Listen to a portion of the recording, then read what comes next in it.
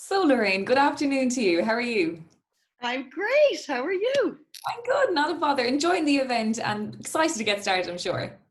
Absolutely. We have some great, I suppose, tidbits that we really want to share with students and kickstart the year, really kind of getting everyone excited about volunteering. Definitely. So, we may as well delve into it. The first question I suppose a lot of students might have is what will volunteering look like with these COVID restrictions? Yeah, so it's a good question, and I suppose we are in an evolving situation. But I have three main points that I want to make on this. So they are about campus volunteering, about formal volunteering with charities, and my last point is about informal volunteering in your community. So I suppose if we're to kickstart with thinking about our campus communities, there is going to be a wealth of great volunteer opportunities for students this coming semester in particular on their campus.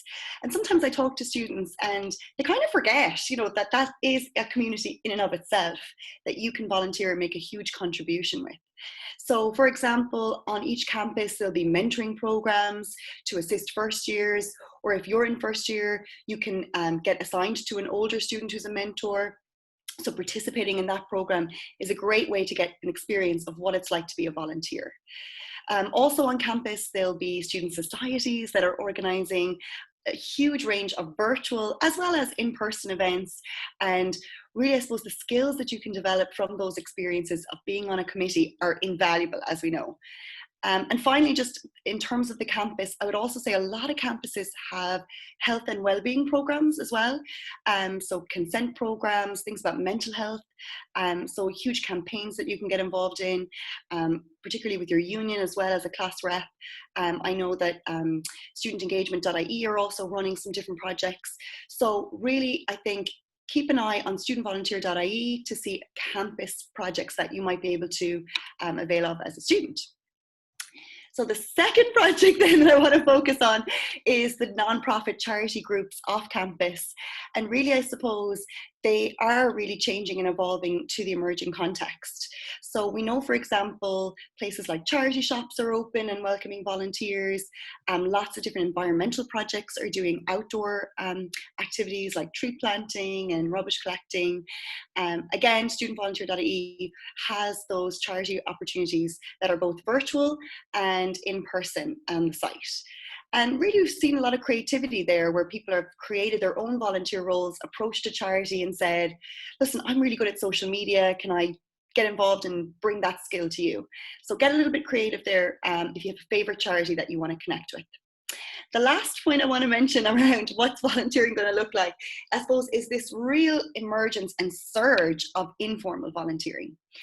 So we're seeing just naturally in people's home communities, people are visiting maybe vulnerable or elderly people, or, they're reading to someone that has a disability. Or maybe they're tree planting.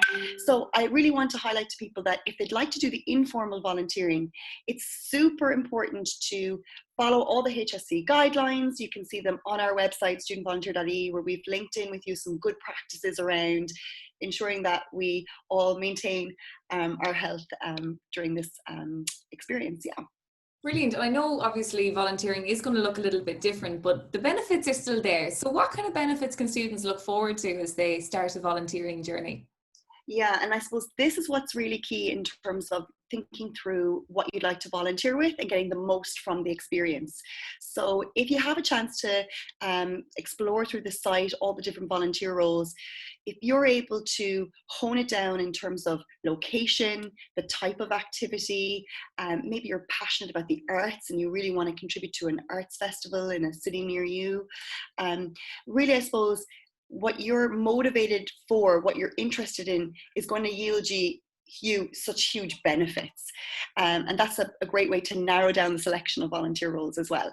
So in terms of benefits, we see everything from the personal, so skills, confidence, making new friends, meeting new people, to the professional. So maybe exploring a career opportunity, creating a network, references that you can have for future.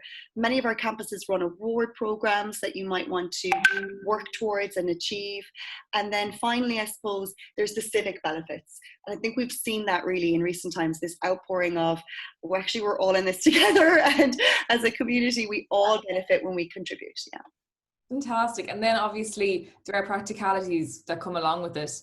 Where do students begin when it comes to things like training or Garda vetting and these, I suppose, important but hassle?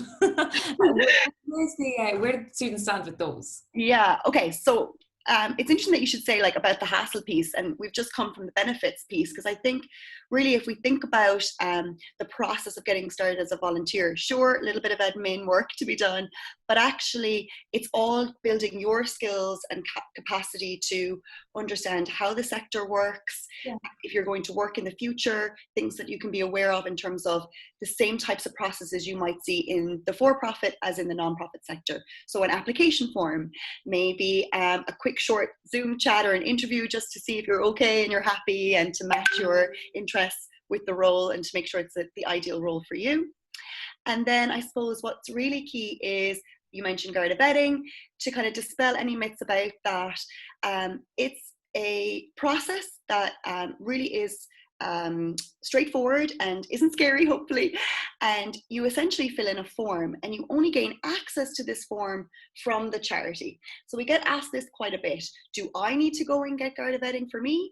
And the big message there is, no, don't worry about that. Really, the charity will sort it for you in terms of giving you the form and direct you through the process in terms of where to click, when to click, what emails, etc. It's all done online in our wonderful virtual world now that we have. So it's a great one for going ahead in the future if you ever want to work as well in the education sector, in the government sector.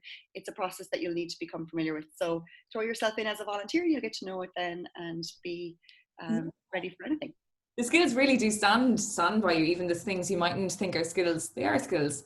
I suppose, do you have any other last piece of information or something you'd like to add to students on what they should know before they go into volunteering? I suppose the thing about it is that we've got some really creative opportunities now emerging from our context. So keep an open mind and dip your toe and just give it a shot. So we might be a little bit nervous about clicking on that link and joining in with this panel that you're not really familiar with, or you don't know what's going to happen. But from that, you never know what the connections might make. So for example, in September, we have the Sustainable Development Goals that are, I suppose, going to be part of a global jam event. So people might be nervous about joining something like that, but you'll get to learn about the Sustainable Development Goals and the impact that we're having all over the world where we collectively work towards, I suppose, making the planet and human experiences better and stronger. So that initial nervousness that you might have about clicking into something, hopefully we can try and encourage people to throw themselves in, get their feet wet, and experience it and see where it takes you, and just keep an open mind to different events and projects that might be coming up.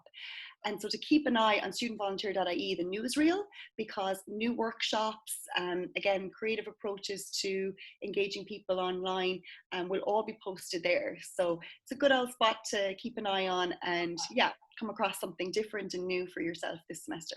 Definitely, and especially not just at the beginning of the semester as well. I'm sure opportunities crop up throughout the months. Exactly, and that's what's great about studentvolunteer.ie. It's very responsive to what's happening. So if there is an issue that's occurring, we'll put on a workshop, we'll get an expert speaker, we will get a panel, we'll invite students to contribute, because we want to hear from student voice, but we also want to inform and be a conduit of information. So there's a lovely two-way path there. Yeah, I hope people can really check those workshops out. Fantastic. The resources are there, the support's there, and the enthusiasm there, Lorraine. Thanks so much. We hope, Thank you, and talk to you again. Thanks so much.